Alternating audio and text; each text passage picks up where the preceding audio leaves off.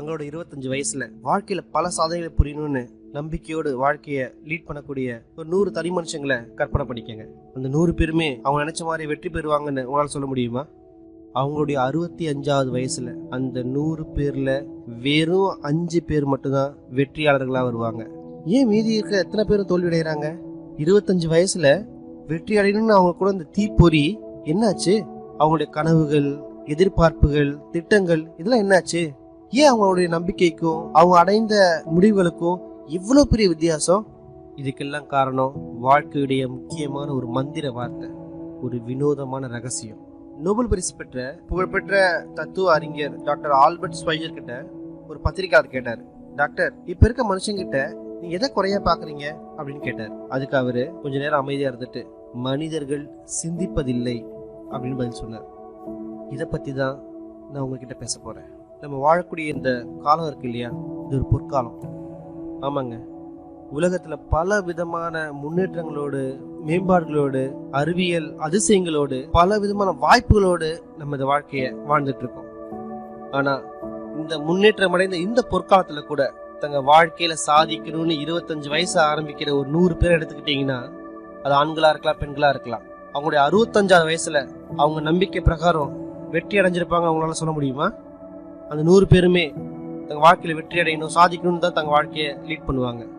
தங்க கண்களோட ஒரு தீப்பொறியோட வாழ்க்கையை நோக்கி ஒரு சாகச பயணமா எடுத்துக்கிட்டு வாழ்க்கையை இதை அதை சாதிக்கணும், இதை சாதிக்கணும் அப்படின்னு தான் தங்க வாழ்க்கையை லீட் பண்ணுவாங்க. ஆனா 65 வயசுல இந்த 100 பேருக்கும் 65 வயசு ஆகும்பொழுது அதுல ஒரே ஒருத்தர் மட்டும்தான் பணக்காரராக இருப்பார். 4 பேரு பொருளாதாரத்துல தன்னிறைவு பெற்றிருப்பாங்க. 5 பேரு இன்னும் வேலை செஞ்சுக்கிட்டே இருப்பாங்க. 54 பேர் தங்க வாழ்க்கையை நடத்த முடியாம போராடிட்டு இருப்பாங்க. அப்ப 100ல வெறும் 5 பேர் தான் தாங்க எப்படி நினைச்சாங்களோ அது மாதிரி சாதனையாளர்களா மாறுறாங்க. ஏன் மீதி இருக்க எல்லாருமே தோல்வி அடைகிறாங்க? வெற்றி அடையணும்னு 25 வயசுல ஸ்டார்ட் பண்ண அவங்க லைஃப ஏன் 65 வயசுல அவங்க அக்காம்ப்ளிஷ் பண்ண முடியல? அவங்களோட கனவுகள், எண்ணங்கள், திட்டங்கள்லாம் என்னாச்சு? ஏன் அவங்களுடைய எண்ணங்களுக்கும் அவங்க அடைஞ்ச ரிசல்ட்டுக்கும் இவ்வளோ பெரிய வித்தியாசம், இவ்வளோ பெரிய வேறுபாடு? ஏன் அவங்க நினைச்சது அவங்களால சாதிக்க முடியல? இந்த கொஸ்டின்ஸ்க்குலாம் நமக்கு ஆன்சர் தெரியணும்னா முதல்ல வெற்றினா என்னன்னு நமக்கு தெரியணும். வெற்றியை டிஃபைன் பண்ணணும், அதுக்கு ஒரு வரையறை கொடுக்கணும். வெற்றிக்கான மிகச்சிறந்த வரையறை என்னன்னா, உயர்வான லட்சியத்தை அடைய நாம மேற்கொள்ளக்கூடிய படிப்படியான முன்னேற்றம் தான் வெற்றி. உயர்வான லட்சியத்தை அடைய நாம மேற்கொள்ற படிப்படியான முன்னேற்றம் தான் வெற்றி. ஒரு ஸ்கூல் டீச்சர் பசங்களுக்கு டீச் பண்றதையே அவங்களுடைய வெற்றியா கருதுவாங்க. ஏன்னா அதை தான் அவங்க விரும்புவாங்க. ஒரு தொழில் முனைவோர், ஒரு ஆண்டர்பிரினர் சொந்தமா ஒரு கம்பெனி ஆரம்பிச்சு அதுல சாதிக்கணும்னு நினைப்பாரு, அதுதான் அவருடைய வெற்றி. ஒரு சேல்ஸ் பர்சன், ஒரு விற்பனையாளர் தன் கம்பெனி தான் கிட்ட கொடுக்குற பொருளை எப்படியாவது வித்து காமிக்கணும், அது மூலியமா நான் பல சாதனை புரியணும்னு நினைப்பாரு, அதுதான் அவருடைய வெற்றி. அப்ப வெற்றின்றது நம்மளால முன்கூட்டியே தீர்மானிக்கப்பட்ட ஒரு உயர்வான லட்சியமா இருக்கணும். அதை நம்மளோட ஈடுபாட்டோட அடைய போராடிக்கிட்டே இருக்கணும். ஆனா மனுஷங்கள்ல 20 பேர்ல ஒரே ஒருத்தர் மட்டும் தான் அதை செய்யறாரு. மீதி இருக்க எல்லாருமே தோல்வியாளர்களா தான் இருக்காங்க. ரோலோ மேன்ற ஒரு புகழ்பெற்ற சைக்காட்ரிஸ்ட் ஒரு புக் எழுதினாங்க. அந்த புக்கோட பேரு மேன்ஸ் சர்ச் ஃபார் ஹிம்செல்ஃப், தனக்குத்தானே மனிதன் மேற்கொள்ளும் தேடல் அப்படின்னு அர்த்தம். அந்த புக்ல அவங்க சொல்றாங்க, வீரத்தோட எதிர்ப்பதம் கோழைத்தனம் இல்ல, மற்றவங்களை நாம பிரதிபலிக்கிறது. மற்றவங்க எப்படி நடந்துக்கிறாங்களோ அதே மாதிரி நாமளும் நடந்துக்கணும்னு நினைக்கிறது, அதுதான் வீரத்தோட எதிர்ப்பதம். நாம பெறக்கூடிய பல தோல்விகளுக்கு காரணமே என்னன்னா இந்த தன்மை தான். மற்றவங்கள மாதிரி நாம நடந்துக்கணும்னு நினைக்கிறது, அறிந்தும் இருக்கலாம், அறியாமலும் இருக்கலாம். இதுதான் நாம் அடையக்கூடிய தோல்விகளுக்கு மிகப்பெரிய காரணம். நம்ம 7 வயசுல எழுத படிக்க ஆரம்பிக்கிறோம், 30 வயசுல வாழ்க்கைய லீட் பண்ண ஆரம்பிக்கிறோம். நம்ம வாழ்க்கையை மட்டும் லீட் பண்ணல, நம்மளுடைய ஃபேமிலியை நம்ம சப்போர்ட் பண்றோம். ஆனா கூட 65 வயசுல கூட நம்மளால பொருளாதாரத்தை தன்னிறைவுபட முடியலன்னா நம்ம தோல்வி அடைஞ்சவங்க தானே. ஏன் இந்த தோல்வி ஏற்படுது? ஏன்னா மற்றவங்கள தான் நம்ம பிரதிபலிக்கிறோம். ஆமாங்க, அந்த 195 பேர் தோல்வி அடைஞ்சிருக்காங்க பாத்தீங்களா, அதே மாதிரி மனிதர்கள் என்ன பண்றாங்களோ அதையே தான் நாமளும் செய்யறோம், அவங்களே தான் நாமளும் பிரதிபலிக்கிறோம். அதனாலதான் நாமளும் தோல்வி அடைஞ்சவங்களா இருக்கோம். கஷ்டப்பட்டு நேர்மையா உழைக்கிற ஒரு மனுஷன் வாழ்க்கையில எந்த ஒரு சாதனையும் படைக்காம இருக்கிறதையும், எந்த ஒரு கஷ்டமே படாம வாழ்க்கையில எல்லாம் கிடைக்கிற இன்னொரு மனுஷனையும் பார்த்து நீங்க ஆச்சரியப்பட்டிருக்கீங்களா? 2வது சொன்ன பாத்தீங்களா, இந்த கஷ்டமே இல்லாத மனுஷன் அவனுக்கு தொடுறது எல்லாமே தங்கமா மாறும். சொல்லுவாங்கல்ல, தொட்டதெல்லாம் தொடங்குதுன்னு. அவன் கை வைக்கிற எல்லாமே வெற்றியா இருக்கும். அவனுக்கு வெற்றி மேல வெற்றி குஞ்சுக்கிட்டே இருக்கும். ஆனா அதே இன்னொரு பக்கம் ஒருத்தர் எவ்வளவுதான் கஷ்டப்பட்டு உழைச்சாலும் அவருக்கு தோல்வி மேல தோல்வி தான் வந்துகிட்டே இருக்கும். இதை பார்த்து நீங்க ஆச்சரியப்பட்டிருக்கீங்களா? இந்த 2 பேருக்கு இருக்க வித்தியாசம் என்னன்னா, அவர்களுடைய குறிக்கோள், லட்சியம், அதுதான் அவங்க 2 பேரையும் வேறுபடுத்தி காட்டுது. வாழ்க்கையில வெற்றி பெற எல்லாருமே தங்களோட குறிக்கோள் எதுன்னு தெரிஞ்சுக்கிட்டு அதை நோக்கி தான் போயிட்டே இருப்பாங்க. ஆனா இன்னொரு பக்கம் அந்த தோல்வியடைறாங்க பாத்தீங்களா, அவங்களுடைய வாழ்க்கையில குறிக்கோள் இல்லாத காரணத்தினால அவங்க வாழ்க்கை முழுக்கவே இந்த சூழ்நிலைகள் கட்டி போட்டே இருக்கும். இந்த சூழ்நிலை கைதியா இருப்பாங்க. மற்றவங்க அவங்க மேல ஆதிக்கம் செலுத்துவாங்க. அவங்களால அதுல இருந்து மீளவே முடியாது. அது காரணம் அவங்களுக்கு குறிக்கோள்னு ஒண்ணு இல்லவே இல்லை. எடுத்துக்காட்டா, ஒரு பயணம் திட்டமிடப்பட்ட தீர்மானிக்கப்பட்ட ஒரு கப்பலை எடுத்துக்கோங்க. அந்த கப்பல்ல கேப்டன் இருப்பாரு, அவருக்கு ஹெல்ப் பண்ண க்ரீவ் இருப்பாங்க, எல்லாரும் இருப்பாங்க. அவங்க எல்லாருக்கும் எந்த திசையை நோக்கி போறோம், எந்த இடத்த நோக்கி போறோம், எந்த டெஸ்டினேஷன் நோக்கி போறோம்னு அவங்களுக்கு தெரியும். ஏன்னா அவங்களுக்கு எல்லாருக்கும் ஒரு கோல் இருக்கு, எந்த இடத்த நோக்கி போறோம்னு. 10,000த்துல 9,999 தடவை கண்டிப்பா அந்த கப்பல் அந்த டெஸ்டினேஷனை, அந்த இலக்கை அடையும். ஏன்னா அதுக்கு இலக்குன்னு ஒண்ணு இருக்கு. இதுவே இன்னொரு கப்பல் எடுத்துக்காங்க, அதுவும் ஃபர்ஸ்ட் கப்பல் மாதிரி தான். ஆனா அதுல எந்த ஒரு திட்டமிடலும் இல்லை. அதுல கேப்டன் கிடையாது, க்ரீவ் கிடையாது, எதுவுமே கிடையாது. அதுக்கு எந்த ஒரு இலக்குமே கிடையாது, எந்த ஒரு கோலுமே கிடையாது. அப்படி எந்த ஒரு இலக்குமே இல்லாத ஒரு கப்பலை நீங்க ஸ்டார்ட் பண்ணீங்கன்னா உங்களுக்கே தெரியும், அந்த கப்பல் அந்த துறைமுகத்திலிருந்து போகும்போது எந்த ஒரு இடத்துலயும் மூழ்கி போயிடலாம். ஒரு இலக்கு அதை அடையவே அடையாது. ஏன்னா அது இலக்குன்னு ஒண்ணு கிடையவே கிடையாது. அது எந்த ஒரு இடத்துக்கும் போக முடியாது. ஏன்னா அதுக்கு எந்த ஒரு இலக்கும் கிடையாது, எந்த ஒரு வழிகாட்டுதலும் கிடையாது. அதே மாதிரிதான் நம்ம மனித குலமும். இங்க பலமானவங்க வெற்றி அடைகிறத யாரும் தடுக்கிறது கிடையாது. ஆனா பலவீனமானவங்க தோல்வி அடைகிறத தடுத்து காப்பாத்திட்டு இருக்கோம். எப்படின்னா, எடுத்துக்காட்டா இந்த போர்க்காலங்கள்ல போர்க்கப்பல்கள்லாம் இருக்கும். இந்த வணிக கப்பல்கள்லாம் இருந்ததுன்னா இந்த வணிக கப்பல்களுக்கு எதுவும் பாதிப்பு ஏற்படாம இருக்க இந்த போர்க்கப்பல்கள் அதிவேகமா செல்லும். இருந்தாலும் அந்த வணிக கப்பலை அரவணைச்ச மாதிரி அதுக்கு எந்த ஒரு பாதிப்பு ஏற்படக்கூடாதுன்னு அதே வேகத்திலேயே அது பாதுகாத்துட்டு போயிட்டே இருக்கும். அது மாதிரிதான் நம்ம சமுதாயமும் இருக்கு. வெற்றியாளர்களை உருவாக்குறதை விட்டுட்டு தோல்வி அடைகிறவங்களை தோல்வி அடையாம காப்பாத்திக்கிட்டே இருக்கு. அதான் என்ன நடக்குதுன்னா, நம்ம வாழ்க்கைய ரொம்ப இலகுவா கருதுறோம், வாழ்றது ரொம்ப ஈஸியா கருதுறோம். லைஃப் லீட் பண்றதா இருந்தா நமக்கு எந்த ஒரு அதிபுத்திசாலித்தனமோ இல்ல பெரிய திறமையும் தேவையில்லை. நம்ம ஃபேமிலியை சப்போர்ட் பண்றதுக்கு, நம்ம சம்பாதிக்கிறதுக்கு மிகப்பெரிய திறமை இருக்கணும் அவசியமே இல்லை. ஏன்னா நமக்கு ஒரு பாதுகாப்பு உணர்வு இருக்குன்னு இந்த சமுதாயம் நம்மளே உணர வச்சிருக்கு. ஆனா நீங்க ஒரு உண்மையான வெற்றியாளரா மாறணும்னா இந்த பாதுகாப்புன்ற மாய தோற்றத்துல வெளிவந்தா மட்டும்தான் உங்களால சாதிக்க முடியும். முன்காலத்துல வாழ்ந்த அறிவாளிகளா இருக்கலாம், போதகர்களா இருக்கலாம், தத்துவ ஞானிகளா இருக்கலாம், இல்ல இறை தூதர்களா இருக்கலாம். இவங்க எல்லாருமே ஒருத்தர் இன்னொருத்தர் கருத்துக்கு ஒத்து போக மாட்டாங்க. நிறைய டிஃபரன்ஸ் ஆஃப் ஒப்பீனியன்ஸ் இருக்கும். ஆனா அவங்க எல்லாருமே ஒரே ஒரு கருத்துல ஒத்து போனாங்க. வெற்றிக்கும் தோல்விக்கும் காரணம் இதுதான் அப்படின்னு அவங்க எல்லாருமே ஒரு கருத்தை ஒத்து போனாங்க. அதுதான் எண்ணம் போல் வாழ்க்கை. எண்ணம் போல் வாழ்க்கை. ஆமாங்க, நம்ம எப்படி எண்ணுறோமோ, நம்ம எப்படி சிந்திக்கிறோமோ, அது மாதிரி தாங்க நம்ம வாழ்க்கை அமையும். இதுதான் அந்த மந்திர வார்த்தை. வினோதமான விசித்திரமான வாழ்க்கையோட மிகப்பெரிய ரகசியம். இதை ஏன் நான் வினோதம் சொல்றேன், ஏன் இது ரகசியம் சொல்றேன்? உண்மையில பாத்தீங்கன்னா இது ரகசியமே இல்லை. நமக்கு முன்வாழ்ந்த பல அறிஞர்களும் அறிவாளிகளும் இதை பத்தி எல்லாருக்கும் சொன்னாங்க. மக்கள் இதை பத்தி தெரிஞ்சுக்கிட்டாங்க, புரிஞ்சுக்கிட்டாங்க. ஆனா இருந்தா கூட மக்கள்ல இன்னும் பல பேர் இதை பத்தி தெரியாமலே இருக்காங்க. அதுதான் இதுல வினோதமே. அதே மாதிரி இது தெரியாதவங்களுக்கு இது இன்னும் ஒரு ரகசியமாகவே இருந்துட்டு இருக்கு. ரோமானிய பேரரசன் மார்க்கஸ் ஆர்லியஸ் சொன்ன மாதிரி ஒரு மனுஷனோட வாழ்க்கை அவரோட எண்ணங்களால தான் கட்டமைக்கப்படுது. பிரிட்டிஷ் முன்னாள் பிரதமர் பெஞ்சமின் டிஸ்ரேலி சொன்ன மாதிரி குறிக்கோளை அடைய போராடக்கூடிய மனிதனுக்கு எல்லாமே வசப்படும். அதை தடுக்கிறது எதுவுமே கிடையாது. அதை அக்காம்ப்ளிஷ் பண்றதுக்காக அவன் உழைச்சுக்கிட்டே இருப்பான். அந்த குறிக்கோளை அவனால கண்டிப்பா அடைய முடியும். அமெரிக்க தத்துவ ஞானி வில்லியம் ஜேம்ஸ் சொன்ன மாதிரி நம்மளோட உயர்வான குறிக்கோள் அடைய நம்ம கடினமா போராடணும். மற்றவங்க அதை முடியாதுன்னு சொன்னா கூட நம்மளுடைய போராட்டம் கண்டிப்பா நம்மளை அதை அடைய வைக்கும். அதுக்கு உங்களை நீங்க நம்பணும், உங்க குறிக்கோளை நம்பணும். உங்களால அடைய முடியுன்ற நம்பிக்கை உங்களுக்கு இருக்கணும். அந்த விடாமுயற்சியும் நம்பிக்கையும் தான் உங்களை அந்த குறிக்கோளை அடைய வைக்கும். இதோ ஏனோ தானோன்ற வைக்கிற நம்பிக்கை கிடையாது. நம்மளால கண்டிப்பா அடைய முடியும், நம்மளால அச்சீவ் பண்ண முடியும்னு கண்மூடித்தனமா நம்பணும். உங்களால முடியும் நம்பணும். அந்த நம்பிக்கை தான், அந்த விடாமுயற்சி தான் உங்களை அந்த குறிக்கோளை அடைய வழிநடத்தும். டாக்டர் நார்மன் வின்சென்ட் பேலே சொல்ற மாதிரி, நீங்க எதிர்மறையா சிந்திச்சீங்கன்னா உங்களுக்கு எதிர்மறை விளைவுகள் தான் கிடைக்கும், நெகட்டிவ் ரிசல்ட்ஸ் தான் கிடைக்கும். ஆனா நீங்க பாசிட்டிவா நேர்மறையா சிந்திச்சீங்கன்னா உங்களால பல நேர்மறையான ரிசல்ட்ஸ் அச்சீவ் பண்ண முடியும். ஜார்ஜ் பெர்னார்ட் ஷா சொல்லுவாரு, மனுஷங்க எல்லாமே அவங்களோட சூழ்நிலைகளை தான் குற்றம் கூறிட்டே இருக்காங்க. ஆனா நான் சூழ்நிலைகளை நம்புறவன் கிடையாது. இந்த உலகத்துல வர ஒவ்வொரு மனுஷனும் தனக்கேத்த மாதிரி சூழ்நிலைகளை அமைச்சுப்பான். அப்படி சூழ்நிலை அமையாத போது அது மாதிரியான சூழ்நிலைய உருவாக்குவான். இப்போ உங்களுக்கு புரிஞ்சிருக்கும், வெளிப்படையா தெரிஞ்சிருக்கும். நம்ம என்ன நினைக்கிறோமோ அதே மாதிரி தான் நம் வாழ்க்கை அமையும். திடமான ஒரு உயர்வான லட்சியத்தை அடையிறதுக்கு ஒருத்தன் எண்ணிக்கிட்டே இருந்தானா, சிந்திச்சுக்கிட்டே இருந்தானா, அவனால கண்டிப்பா அதை அடைய முடியும். ஏன்னா அவன் சிந்தனை அந்த குறிக்கோளை பத்தி தான் இருக்கு. அதுதான் அவனுடைய எண்ணம், அதுதான் அவனுடைய வாழ்க்கை. அதுக்கு மாறா எந்த ஒரு குறிக்கோளுமே இல்லாம ஒரு மனுஷன் வாழ்ந்துட்டு இருந்தானா அவனுக்கு என்ன பண்றதுன்னு தெரியாது, ஏன் வாழ்றோன்னே தெரியாது. அவன் வாழ்க்கையும் அவன் சிந்தனைகள் எப்படி இருக்கும்னா பயமும் சந்தேகமும் கவலைகளும் பதற்றமும் நிறைஞ்சதான் இருக்கும். அவன் வாழ்க்கை முழுக்கவே எந்த ஒரு பொருளுமே இல்லாம, எந்த ஒரு மீனிங்குமே இல்லாம பயம் கலந்ததாகவும் பதற்றம் கலந்ததாகவும் ஃப்ரஸ்ட்ரேஷனும் ஒரீசமாவே இருக்கும். ஏன் அவன் வாழ்க்கை ஃபுல்லா வெறுமையா ஒண்ணுமே இல்லாம இருக்குன்னா அவனோட குறிக்கோள் ஒண்ணுமே இல்லாம இருக்கு. அவனோட சிந்தனை தான் அவனோட வாழ்க்கையை அமையுது. நீங்கள் எதை விதைக்கிறீர்களோ அதையே அறுவடை செய்கிறீர்கள். நம்மளோட மனசு ஒரு விவசாய நிலம் மாதிரிங்க.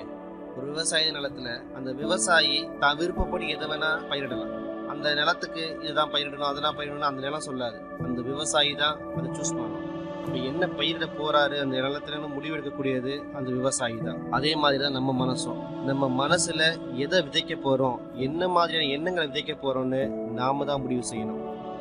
நம்ம எதை விதைச்சாலும் நம்ம மனசு ஏத்துக்கும், அது நல்லதோ கெட்டதோ அதை பத்தி அதுக்கு கவலை இல்லை. உதாரணமா ஒரு விவசாயி 2 விதமான பயிர்களை பயிரிட போறாரு. ஒன்னு நெல்மணி, ஒன்னொன்னு விஷச்செடி. 2த்துக்கு விதைய போடுறாரு. 2த்தையும் தண்ணி ஊற்றி நல்லா வளர்க்குறாரு. நெல்மணிக்கு எந்த அளவுக்கு பராமரிக்கிறாரோ அதே மாதிரி இந்த விஷச்செடியோட விதையையும் பராமரிக்கிறாரு. தண்ணி ஊத்துறாரு, நல்லா வளர்க்குறாரு, பேணி காக்குறாரு. என்னங்க நடக்கும்? அந்த நிலத்துல என்ன பயிரிட்டு இருக்குன்றது அந்த நிலத்துக்கு எந்த ஒரு கவலையும் கிடையாது. அது நெல்மணியாகவும் இருக்கலாம், விஷச்செடியாகவும் இருக்கலாம். நெல்மணி எந்த அளவுக்கு விளைச்சலை கொடுக்குதோ அதே மாதிரியான விளைச்சலை அந்த விஷச்செடியும் கொடுக்கும். ஏன்னா அந்த நிலம் இதையும் அதையும் பிரிச்சு பார்க்காது. அப்ப 2 செடியுமே நல்லா வளர்ந்துருக்கும். ஒன்று நெல்மணி நெற்கதிரா வளர்ந்துருக்கும், ஒன்னொன்று விஷச்செடியா வளர்ந்துருக்கும். நீங்க எதை விதைக்கிறீங்களோ அதை தான் அறுவடை செய்வீங்க. வினை விதைத்தவன் வினை அறுப்பான், திணை விதைத்தவன் திணை அறுப்பான். மனுஷோட மனசானது இந்த விவசாய நிலத்தை காட்டிலும் செம்மையானது, செழுமையானது, வினோதமானது, நம்ப முடியாது. ஆனா நம்ம மனசும் இந்த விவசாய நிலம் எப்படி வேலை செய்யுதோ அதே மாதிரிதான் வேலை செய்யும். நம்ம மனசு எதை பத்தி கவலைப்படாது. நம்ம எந்த எண்ணத்தை உள்ள போடுறோன்னு கவலைப்படாது. அது வெற்றியா இருக்கலாம், தோல்வியா இருக்கலாம், ஒரு திடமான உயர்ந்த குறிக்கோளா இருக்கலாம், இல்ல ஒண்ணுமே புரியாத கவலையும் கன்ஃபியூஷனும் மிஸ் அண்டர்ஸ்டாண்டிங்கும் பதற்றமும் எது வேணா இருக்கலாம். ஆனா நம்ம எதை எண்ணமா அதுல விதைக்கிறோமோ அதை தான் அது ரிசல்ட்டா விளைவா நமக்கு அவுட்புட்டா கொடுக்கும். நம்ம கிடைச்ச இந்த உயர்வான மனசு நமக்கு ஈஸியா கிடைச்சதுனால, எந்த ஒரு கஷ்டமும் படாம நம்ம பிறந்ததுல இருந்து கிடைச்சதுனால நம்ம அதை பத்தி கவலைப்படுறதே கிடையாது. நம்ம எதை காசு கொடுத்து வாங்குறோமோ அதுக்கு தான் மதிப்பு கொடுக்குறோம். இலவசமா நமக்கு எது கிடைச்சாலும் அது மதிக்கிறது இல்லை. நம்ம மனசையும் ஒரு இலவசமான பொருள் நம்ம நினைச்சிட்டு இருக்கோம். அதனாலதான் அதுக்கு எந்த ஒரு மதிப்புமே கொடுக்காம நம்ம அதுல எதை விதைக்கிறோன்றத நம்ம எண்ணாமலே இருக்கும். நான் இப்ப சொல்றது உங்களுக்கு முரணா தெரிஞ்சாலும் இதாங்க உண்மை. வாழ்க்கையில நம்ம கிடைக்கிற எல்லாமே எதெல்லாம் இலவசமா கிடைக்குதோ அது எல்லாம் மிக மிக உயர்ந்தது. நம்மளோட மனசாக இருக்கட்டும், நம்மளோட உயிரா இருக்கட்டும், நம்ம உடலாகட்டும், நம்முடைய எண்ணங்களா இருக்கட்டும், எதிர்பார்ப்புகளாகட்டும், கனவுகளாகட்டும், குறிக்கோள்களாகட்டும், அறிவாற்றலாகட்டும், இல்ல நம்ம ஃபேமிலியில நம்ம ஃப்ரெண்ட்ஸ்ல வச்சிருக்க லவ் ஆகட்டும், அன்பாகட்டும், பாசமாகட்டும், இந்த மாதிரியான எல்லாமே பாத்தீங்கன்னா, இந்த விலை மதிக்க முடியாத எல்லாமே பாத்தீங்கன்னா நமக்கு இலவசமா தாங்க கிடைக்குது. ஆனா நம்ம விலை உயர்ந்ததா கருதக்கூடிய எல்லா பொருளுமே நம்ம காசு கொடுத்தா கண்டிப்பா திருப்பி வாங்க முடியுங்க. விலை அதிகமா இருந்தா கூட அதெல்லாம் ரொம்ப ரொம்ப மலிவானது. நம்மளால ஈஸியா ரீப்ளேஸ் பண்ண முடியும். நம்ம கிட்ட இருக்க சொத்து அழிஞ்சிட்டா நம்ம திருப்பி சம்பாதிச்சுக்க முடியும். நம்ம கட்டின வீடு அழிஞ்சிட்டா திரும்ப கட்டிக்க முடியும். நம்ம இதெல்லாம் காசு கொடுத்து வாங்குற எல்லா பொருளுமே திரும்ப அதுக்கு ஒரு விலை இருக்குன்னும் போது அதை கண்டிப்பா உங்களால விலை கொடுத்து வாங்க முடியும். ஆனா விலை மதிக்க முடியாத இலவசமா நம்ம எந்த ஒரு பொருளையும் உங்களால ஈடுகட்டவே முடியாது. நம்ம மனசுக்கு நம்ம என்ன வேலை கொடுக்குறோமோ அதை கண்டிப்பா செஞ்சு முடிக்குங்க. ஆனா நம்ம என்ன தெரியுமா பண்றோம், மிகப்பெரிய ஒரு லட்சியத்தையும் குறிக்கோளையும் நம்ம மனசுக்கு கொடுக்காம எந்த ஒரு முக்கியமே இல்லாத சின்ன சின்ன வேலையெல்லாம் கொடுத்துட்டு இருக்கோங்க. இப்ப சிந்திங்க, உங்க வாழ்க்கையில என்ன வேணும், உங்க குறிக்கோள் என்ன, அதை உங்க மனசுல விதையுங்க. இதுதான் உங்க வாழ்க்கையில நீங்க எடுக்கக்கூடிய மிகப்பெரிய லட்சியமான முடிவு. உங்க குறிக்கோளை உங்க மனசுல உறுதியா விதைங்க. நல்லா படிக்கணும் ஆசைப்படுறீங்களா? நல்ல வேலை கிடைக்கணும் ஆசைப்படுறீங்களா? உங்க வேலையில உயர்ந்த இடத்துக்கு போன ஆசைப்படுறீங்களா? இந்த சமுதாயத்துல மிகப்பெரிய இடத்துக்கு போன ஆசைப்படுறீங்களா? பணக்காரரா ஆசைப்படுறீங்களா? என்னங்க ஆசைப்படுறீங்க? உங்க குறிக்கோள் என்ன? அந்த குறிக்கோளுக்கான விதைய உங்க மனசுல இன்னைக்கே விதைங்க. அதை பாதுகாத்து கொள்ளுங்க. அந்த குறிக்கோளை நினைச்சுக்கிட்டே இருங்க. அந்த குறிக்கோள் அடைய போராடிட்டே இருங்க. கண்டிப்பா ஒரு நாள் உங்களால் அந்த குறிக்கோளை அடைய முடியும். இது வெறும் நம்பிக்கையும் கண்மூடித்தனமான எதிர்பார்ப்பும் கிடையாது. உங்களால அடையக்கூடிய உண்மையான ஒண்ணு. ஏன்னா இதுதான் இயற்கையோட விதி. இயற்கையில பல விதிகள் இருக்கு. For example sir Isaac Newton சொன்ன ஈர்ப்பு விதி மாதிரி, நீங்க ஒரு பில்டிங்ல இருந்து கீழே குதிச்சீங்கன்னா நீங்க கீழே தான் போவீங்க தவிர மேலே போக மாட்டீங்க. ஏன்னா அதான் இயற்கையோட விதி. அதே மாதிரி தான் இயற்கையோட எல்லா விதிகளும் இப்படிதான். அது கட்டாயம் கண்டிப்பா வேலை செய்யும். அது எங்கேயுமே வளைஞ்சு கொடுக்காது. உங்களோட குறிக்கோளை ரிலாக்ஸ்டா பாசிட்டிவா திங்க் பண்ணி பாருங்க. உங்களோட குறிக்கோளை நீங்க அடைஞ்சிட்ட மாதிரி நீங்களே கற்பனை பண்ணிக்கிட்டு உங்க மனப்படத்துல அதை ஓட்டி பாருங்க. அந்த குறிக்கோளை அடைஞ்ச அப்புறம் நீ எப்படி உங்க வாழ்க்கையை லீட் பண்ணுவீங்க, உங்க வாழ்க்கையை எப்படி எடுத்துட்டு போவீங்க, அதே மாதிரி உங்க வாழ்க்கையை வாழ ஆரம்பிங்க. நாம ஒவ்வொருத்தருமே நாம எண்ணக்கூடிய எண்ணங்களுடைய ஒரு கூட்டு தொகையா தான் உருவாக்கப்பட்டிருக்கோம். நம்ம ஒத்துக்கிட்டாலும் இல்ல ஒத்துக்காட்டாலும் நாம இப்ப இருக்க நிலைமைக்கு காரணம் நம்முடைய எண்ணங்கள் தான். நாளைக்கு நம்ம அடைய போற நிலைமைக்கு காரணமும் நம்முடைய எண்ணங்கள் தான். இதுதான் மறுக்க முடியாத உண்மை.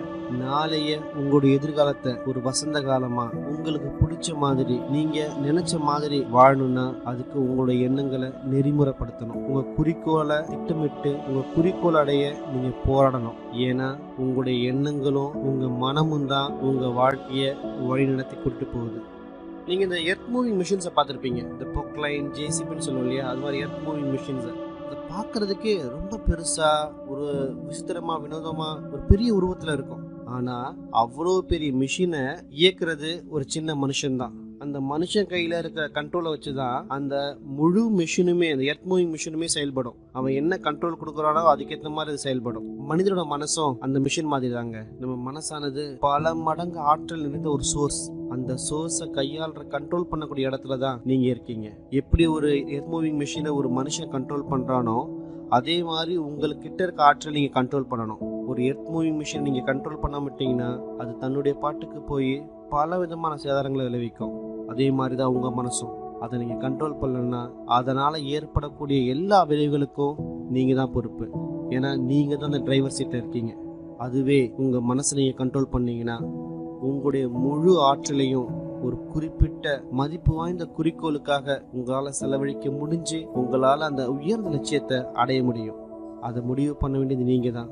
ஏன்னா உங்க மனசை இயக்கக்கூடிய டிரைவர் சீட்ல நீங்க மட்டும்தான் இருக்கீங்க. இந்த வெற்றியை கொடுக்கக்கூடிய இந்த இயற்கையோட விதி ரெண்டு பக்கமும் கூர்மையான ஒரு வாழை போன்றது. உங்களுடைய எண்ணங்களால தான் அதை நீங்க கண்ட்ரோல் பண்ணணும். ஏன்னா இந்த விதி உங்களுக்கு வெற்றியையும் வளத்தையும் ஆரோக்கியத்தையும் மகிழ்ச்சியையும் வாழ்க்கையில எதெல்லாம் நீங்க சிந்திக்கிறீங்களோ கற்பனை பண்றீங்களோ ஆசை பண்றீங்களோ எல்லாத்தையுமே உங்களுக்கு கொடுக்கும். அதே சமயம் அதை நீங்க கண்ட்ரோல் பண்ணாம விட்டுட்டீங்கன்னா உங்களை இழிவான நிலைக்கு கொண்டு போயிடும். உங்களை தாழ்த்தி உங்களால முன்னேறவே முடியாத இடத்துக்கு கூட்டிட்டு போயிடும். இது எல்லாமே நீங்க உங்க எண்ணங்களால எப்படி யூஸ் பண்றீங்கிறது தான் இருக்கு. நல்ல விஷயத்துக்கா கெட்ட விஷயத்துக்கா. இதுதான் வாழ்க்கையோட மந்திரம். வாழ்க்கையோட வினோதமான விசித்திரமான ரகசியம் இதுதான். உங்க எண்ணங்களை நீங்க எப்படி யூஸ் பண்றீங்கன்றத பொறுத்து தான் அது. பல அறிஞர்கள் சொல்ற மாதிரி உங்களுக்கு வெற்றி அடையணும்னா நீங்க வெற்றி பெறதுக்கு அதுக்கான விலையை நீங்க கொடுத்தே ஆகணும். அந்த விலை தான் விடாமுயற்சியும் நம்பிக்கையும். அந்த விலையை கொடுத்தீங்கன்னா கண்டிப்பா உங்களுக்கு வெற்றி கைகூடும். தோல்வி அடைஞ்ச ஒரு வாழ்க்கையை வாழ்றதை விட நீங்க கொடுக்கக்கூடிய உங்களோட முயற்சியும் உழைப்பும் அவ்வளவு கடினமானது ஒன்றும் கிடையாது. எப்ப நீங்க உங்க குறிக்கோளை நோக்கி உழைக்கணும் போராடணும்னு ஆரம்பிச்சிட்டீங்களோ அப்பவே நீங்க ஒரு வெற்றியாளராக மாற ஆரம்பிச்சிட்டீங்க. ஏன்னா மனுஷங்கள் ரொம்ப ரொம்ப கொஞ்சம் பேர் தான் வெற்றியை நோக்கி போராடிட்டு இருக்காங்க. நான் ஏற்கனவே சொன்ன மாதிரி 100 மனிதர்கள்ல வெற்றி பெற்ற அந்த 5 மனிதர்கள் இருக்காங்க இல்லையா, அந்த 5 மனிதர்கள்ல ஒரு மனிதரா கண்டிப்பா நீங்க இருப்பீங்க. உங்களே போட்டு நீங்க குழப்பிக்காதீங்க. நம்ம என்ன பண்ண போறோம், எப்படி இந்த வெற்றி அடைய போறோம், அதெல்லாம் எதுவுமே குழப்பிக்காதீங்க. உங்க குறிக்கோளை மட்டும் நீங்க டிசைட் பண்ணுங்க. அதை மட்டும் நோக்கி பயணிங்க. மற்றதெல்லாம் உங்களை விட மேலதிகமான சக்தி கிட்ட விட்டுருங்க. நீங்க செய்ய வேண்டியதெல்லாம் ஒண்ணுதான். உங்க குறிக்கோளை நோக்கி உங்க பயணத்தை எப்பயுமே விடாது மேற்கொண்டுட்டே இருக்கணும். அந்த விடாமுயற்சியையும் தொடர்ந்த பயணத்தையும் இலக்கு நோக்கி நீங்க கொண்டு போயிட்டே இருந்தீங்கன்னா சரியான தருணத்துல சரியான இடத்துல உங்களுக்கு அந்த வெற்றி கைக்கணும். நீங்க அதை கண்கூடாவே பார்ப்பீங்க. வாழ்க்கையுடைய இந்த மந்திர வார்த்தையை என்னைக்குமே மறந்துடாதீங்க. நீ எதை எண்ணுகிறாயோ அதுவாகவே மாறுகிறாய். இன்னைக்கே ஆரம்பிங்க. நீங்க இழக்கிறதுக்கு எதுவுமே கிடையாது. ஆனா நீங்க ஜெயிக்கிறதுக்கு இந்த முழு வாழ்க்கையும் இருக்கு. இந்த வினோதமான ரகசியம் உங்க வாழ்க்கையில ஒர்க் அவுட் ஆக நீங்க கடைபிடிக்க வேண்டிய 30 நாள் ஆக்ஷன் பிளானை தான் நான் இப்போ உங்களுக்கு சொல்ல போறேன். உங்க இலக்கை அடையிற வரையும் நான் சொல்லக்கூடிய இந்த வழிமுறைகளை அடுத்த 30 நாள் தவறாம ஃபாலோ பண்ணுங்க. முதலாவதா, எல்லாத்துக்கும் மேல நீங்க அடைய விரும்புற உங்களுடைய குறிக்கோளை ஒரு கார்டில் எழுதுங்க. அது நிறைய பணமா இருக்கலாம், அதாவது உங்களுடைய சம்பளத்தை நீங்கள் ரெட்டிப்பாக்க நினைக்கலாம், இல்லை ஒரு குறிப்பிட்ட அமௌண்ட்டை சம்பாதிக்க நினைக்கலாம், ஒரு அழகான வீடை கட்டுறதா இருக்கலாம், உங்கள் வேலையில் நீங்கள் அச்சீவ் பண்ணுறதா இருக்கலாம், இந்த சமுதாயத்தில் ஏன்னா இந்த வாழ்க்கையில் ஒரு குறிப்பிட்ட அந்தஸ்து அடைகிறதா இருக்கலாம், மகிழ்ச்சியான ஃபேமிலியாக இருக்கலாம். நீங்கள் எதை அச்சீவ் பண்ண நினைக்கிறீங்களோ அதை குறிப்பிட்டு அந்த கார்டில் எழுதுங்க. அந்த குறிக்கோள் ஒரு வரையறுக்கப்பட்டதாகவும் ஒரே ஒரு குறிக்கோளாகவும் இருக்கணும். அதை நீங்கள் யாருக்கும் காமிக்கணும் அவசியம் இல்லை. ஆனால் அந்த கார்டை உங்கள் கூடயே ஒவ்வொரு நாளும் வச்சுருங்க. எப்போல்லாம் உங்களுக்கு நேரம் கிடைக்குதோ உங்களுடைய குறிக்கோளுடைய அந்த கார்டை பார்த்துட்டே இருங்க. காலையில் எந்திரிச்ச உடனே ரிலாக்ஸ்டாக உற்சாகமாக ஒரு நேர்மறையான சிந்தனையோட எந்திரிச்சு அந்த கார்டை பாருங்க. உடனே உங்களுக்குள்ளேயே உங்க குறிக்கோளை அடைய ஏதாவது செய்யணும்னு தோணும். இந்த வாழ்க்கையில நம்ம சாதிக்கணும், அந்த குறிக்கோளை அடையிறதுக்காக நம்ம சாதிக்கணுன்ற எண்ணம் உங்களுக்கு ஒவ்வொரு நாள் காலையிலையும் தோணும். ஒவ்வொரு நாளும் உங்களுக்கு எப்பெல்லாம் நேரம் கிடைக்குதோ அப்பெல்லாம் அந்த கார்டை பாருங்க. நீங்க படுக்கிறதுக்கு போறதுக்கு முன்னாடி, உங்க பெட்டுக்கு போறதுக்கு முன்னாடி அந்த கார்டை பாருங்க. அந்த கார்டை ஒவ்வொரு தடவை பார்க்கும் பொழுதும் உங்களுடைய குறிக்கோளை, உங்களுடைய இலக்கை உங்களால் அடைய முடியும்னு நம்புங்க. ஏன்னா எப்பெல்லாம் அந்த குறிக்கோளை பார்க்குறீங்களோ அப்பெல்லாம் உங்களுக்கே அந்த நம்பிக்கை ஏற்படும். உங்களால் உங்களுடைய இலக்கை அடைய முடியுன்ற நம்பிக்கை உங்களுக்கு ஏற்படும். எப்போ உங்கள் குறிக்கோளை நீங்கள் பார்க்குறீங்களோ அப்பத்துலேருந்து அந்த குறிக்கோள் உங்களுடையது, நம்முடையது, நம்மளால் அச்சீவ் பண்ண முடியும் எண்ணம் உங்களுக்கு ஏற்படணும்.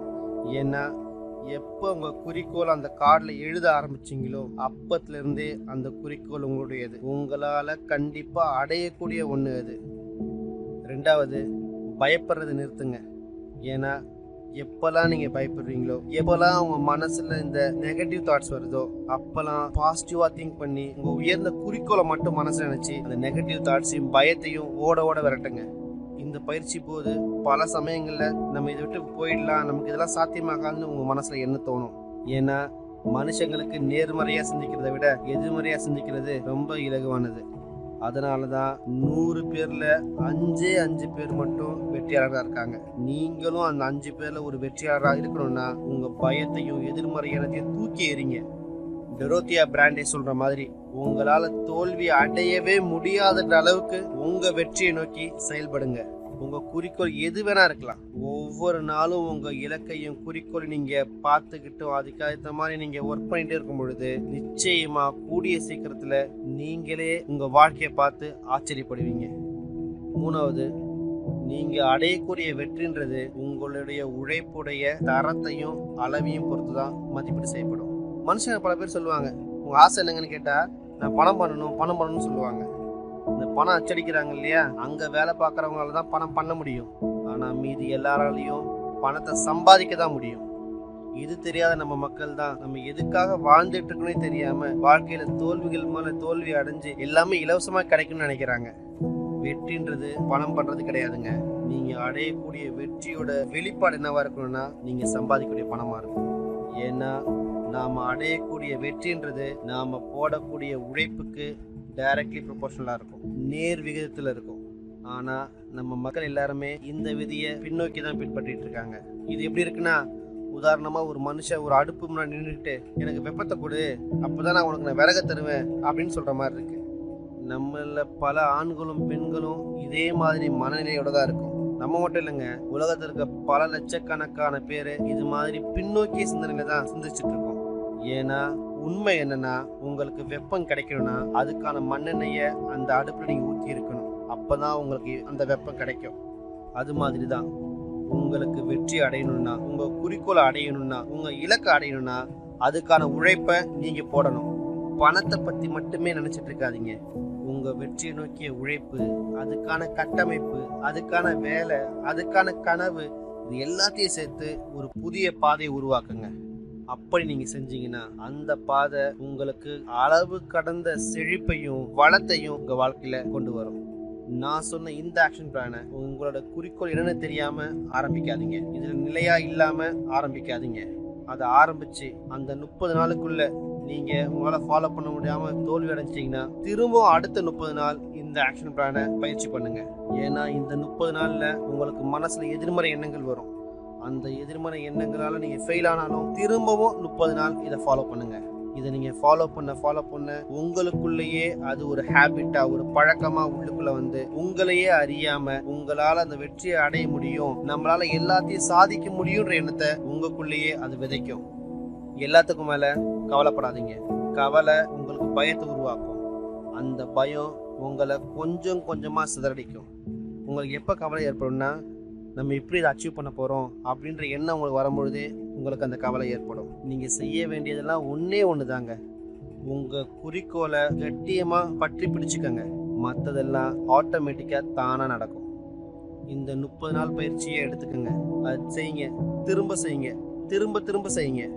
இதை நீங்கள் ஒவ்வொரு தடவை செய்யும் பொழுதும் அந்த குறிக்கோள் உங்கள் மனசில் ஆழமாக பதிஞ்சு அது உங்கள் வாழ்க்கையோட ஒரு அங்கமாக மாறும். உங்கள் வாழ்க்கையை வேறொரு லெவலுக்கு எடுத்துகிட்டு போகும். நீங்க இந்த குறிக்கோளோட வாழும்போது உங்க வாழ்க்கையோட எல்லை கதவுகள் எல்லாமே திறந்து வளங்களும் செழிப்பும் செல்வமும் உங்களை தேடி, உங்க வாழ்க்கையை தேடி ஓடி வரும். உங்க கற்பனைக்கு எட்டாத அளவுக்கு உங்க வாழ்க்கை போயிட்டு இருக்கத உங்களால உணர முடியும். பணமும் செல்வமும் கண்டிப்பா நிறையவே கிடைக்கும். ஆனா அதுக்கெல்லாம் மேல மன அமைதி. ஆமாங்க, இந்த உலகத்துல ரிலாக்ஸ்டா உற்சாகமா வாழ்க்கையை மகிழ்ச்சியா வாழ்ந்துட்டு இருக்கக்கூடிய சிறுபான்மையினர்ல அந்த மைனாரிட்டியில ஒரு ஆளா நீங்களும் இருப்பீங்க. இன்னைக்கே ஆரம்பிங்க. உங்க வாழ்க்கையில நீங்க இழக்கிறதுக்கு ஒண்ணுமே கிடையாது. ஆனா நீங்க அச்சீவ் பண்ண உங்க முழு வாழ்க்கையுமே இருக்கு.